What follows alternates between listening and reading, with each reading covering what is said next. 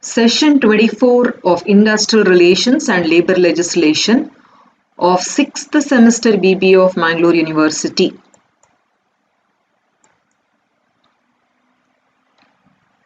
This is the last session of Unit 2 Industrial Disputes. In this session, we shall revise and recap the topics that we have studied in this entire unit, and let us see the important questions from the examination point of view.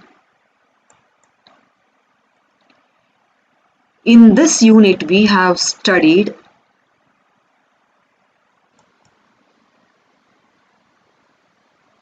in Unit 2, we have studied meaning and definition of industrial disputes.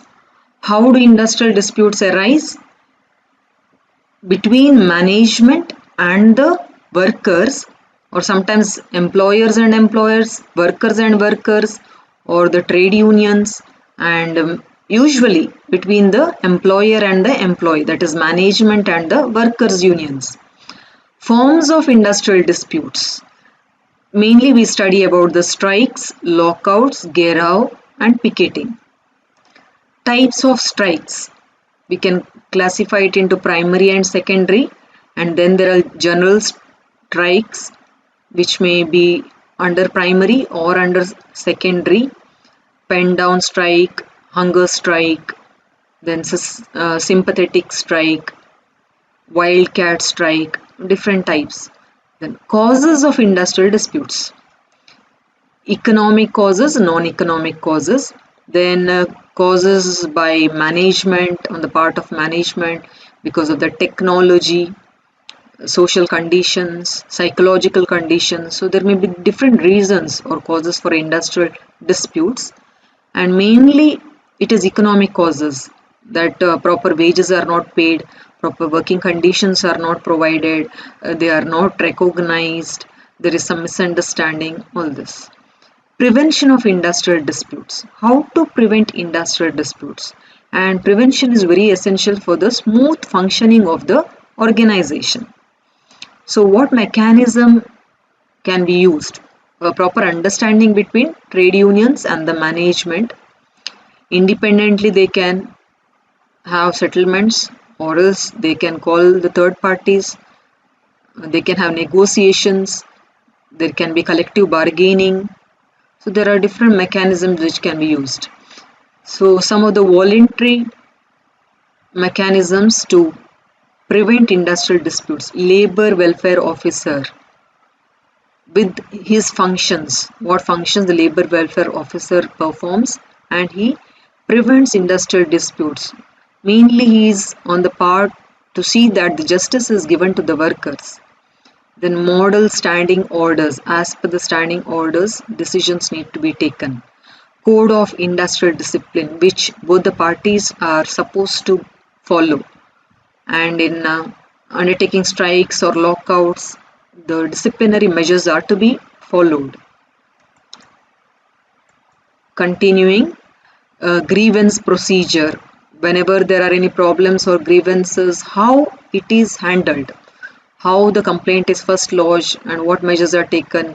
If the workers are not still satisfied, then how it goes to the different stages. So there are steps in the grievance redressal procedure. Collective bargaining. This is through negotiation. Both the parties join together and their representatives, and then they have to come to an amicable final decision. Then the works committee and joint management councils. These come under the bipartite bodies. Then tripartite bodies like ILC and SLC are the tripartite bodies, main forums of tripartite bodies. Apart from that, there are even other. Then suggestion schemes. Suggestions are sorted by the workers. Workers can give their suggestions, usually related to the problems that they deal, and they feel that they are recognized. So suggestion scheme is better for the workers or the employees to get involved in the work. Then apart from these all are the voluntary mechanisms. There are settlement of industrial disputes. So these are the machineries for the settlement: investigation, mediation, conciliation, voluntary arbitration, and compulsory arbitration or adjudication. So this is the judicial mechanism, and mediation by the some third party. In all these cases, the third party is involved in giving the judgment, either to uh, make a research of to find the facts, the reasons or the causes, and there are stages in conciliation also. The conciliation officer, then it is not satisfied, then it goes to the court of inquiry, then before that there is the board of conciliation. Like this the process goes.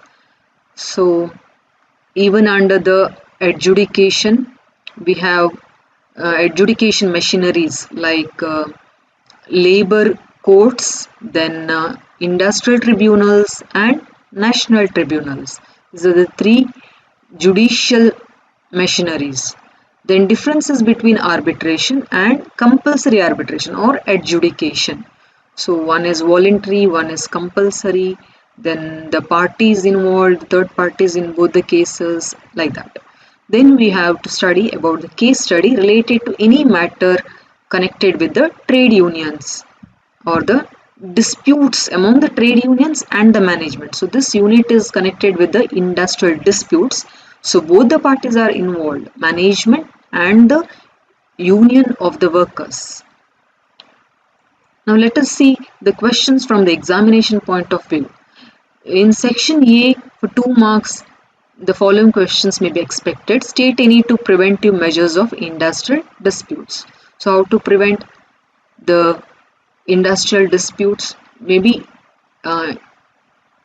some third party enters into and the conflict is settled, maybe by collective bargaining or some settlement mechanism. Maybe intermediaries in between, both the parties negotiate together.